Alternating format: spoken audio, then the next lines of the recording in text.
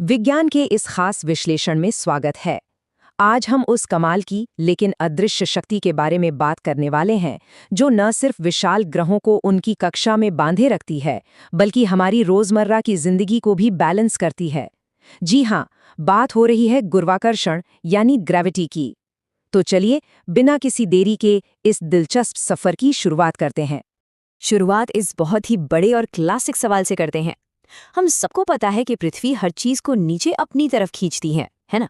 तो फिर चांद सीधे पृथ्वी से आकर क्यों नहीं टकरा जाता? सोचने वाली बात है। लगातार नीचे की ओर इतना जोरदार खिंचाव होने के बावजूद अंतरिक्ष में कोई भयंकर टक्कर क्यों नहीं होती? दरअसल इस रहस्य का जवाब बहुत ही सीधा है। इसे ऐसे समझते हैं जैसे कोई बच्चा धागे से बंधे पत्थर को गोल गोल घुमा रहा हो। चांद और पृथ्वी के बीच बिल्कुल ऐसा ही खेल चल रहा है। पत्थर के आगे बढ़ने की स्पीड और धागे का अंदर की ओर वाला खिंचाव, ये दोनों मिलकर एक परफेक्ट स्टेबल ऑर्बिट यानी कक्षा बनाते हैं। अगर वो धागा अचानक टूट जाए तो पत्थर सीधा दूर छिटक जाएगा। पृथ्वी की ग्रेविटी भी बिल्कुल उसी अदृश्य धागे की तरह काम करती है, जो चांद को बिना टकराए सुरक्षित रूप से बांधे रखती है। तो अब बढ़ते हैं अपने पहले पड़ाव की तरफ, सार्वभौमिक नियम, जिसका मतलब है कि ब्रह्मांड में हर चीज हर दूसरी चीज को खींचती है। अब जरा इस कॉन्सेप्ट को देखते हैं।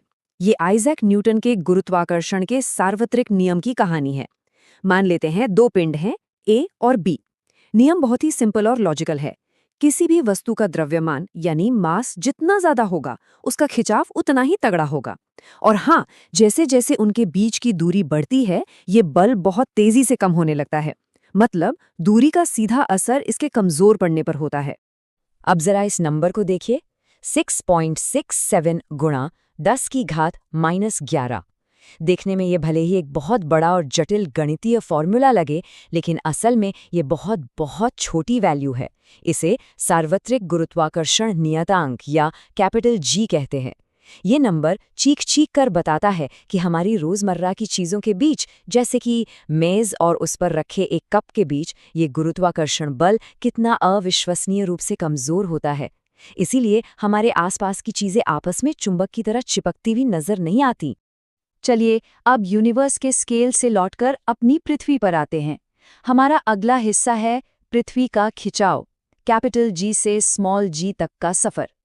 फिजिक्स में अक्सर ये दोनों जी बहुत कंफ्यूजन पैदा करते हैं, लेकिन इनका अंतर समझना बहुत आसान है। जैसा अभी हमने जाना, बड़ा जी पूरे ब्रह्मांड के लिए एक फिक्स नंबर है जो कभी नहीं बदलता। वहीं छोटा जी सिर्फ हमारी पृथ्वी के द्रव्यमान की वजह से पैदा होने वाला गुरुत्वीय त्वरण यानी एक्सेलरेशन है। इसकी वैल्यू 9.81 मीटर प्रति सेकंड स्क्वायर होती है।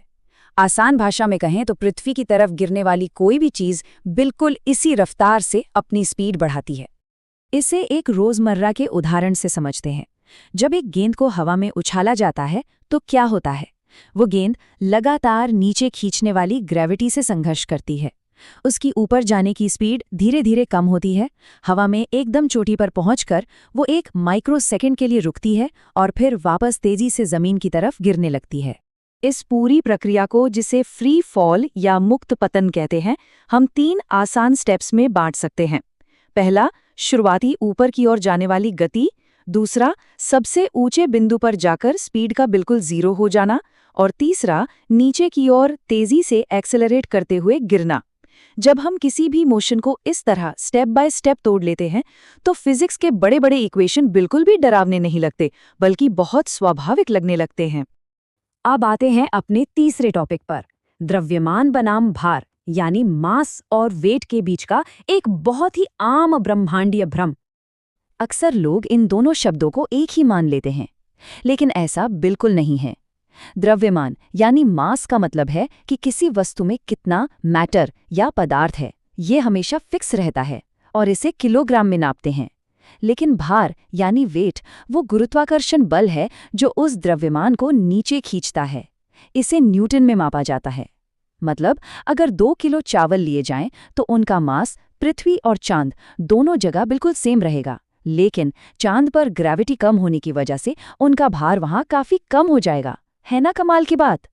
खैर, अब बात करते हैं अपने आखिरी और सबसे दिलचस्प हिस्से की, संतुलन का खेल यानी सेंटर ढूंढना। इस पूरे बैलेंसिंग एक्ट का जो मास्टरमाइंड है वो है गुरुत्वीय केंद्र या सेंटर ऑफ ग्रेविटी। ये एक ऐसा पॉइंट है जहां किसी भी वस्तु का पूरा भार केंद्रित माना जा सकता है। बस यही वो जादुई अदृश्य बिंदु है जो ये तय करता है कि कोई चीज मजबूती से खड़ी रहेगी या फिर धड़ाम से गिर जाएगी। अब इन दो बिल्कुल अलग अलग सिचुएशन को देखिए। एक रस्सी पर चलने वाला करतबबाज संतुलन बनाने के लिए एक बहुत लंबी लकड़ी का इस्तेमाल कर रहा है। वो लकड़ी उसके मास को फैला देती है जिससे बैलेंस बना रहता है। और दूसरी तरफ कुर्सी से उठने जैसा एक बहुत ही साधारण सा काम है। कोई भी इंसान बिना आगे की तरफ झुके कुर्सी से उठ ही नहीं सकता। ऐसा इसलिए करना पड़ता है ताकि शरीर का गुरुत्वीय केंद्र शिफ्ट होकर पैरों के ठीक ऊपर आ जाए। जरा सोचिए, इसके बिना उठने की कोशिश करना बिल्कुल नामुमकिन है। इसी से जुड़ा एक और बेहतरीन उदाहरण देखते हैं। जब कोई इंसान आगे झुककर अपने पैरों की उंगलियों को छूने की कोशिश करता है तो उसके कूल्हे अपने आप पीछे की तरफ खिसक जाते हैं। ये हमारे शरीर का एक ऑटोमेटिक एडजस्टमेंट है। हमारा शरीर ये पक्का करता है कि सेंटर ऑफ ग्रेविटी पैरों के दायरे में ही रहे ताकि इंसान का बैलेंस न बिगड़े और वो मुंह के बल न गिरे।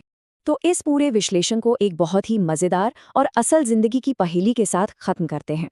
सवाल ये है, किसी इंसान के लिए ये भौतिक रूप से असंभव क्यों है कि वो किसी दीवार से अपनी एड़ियां और पीठ बिल्कुल सटाकर खड़ा हो और फिर बिना गिरे अपने पैरों की उंगलियों को छू ले?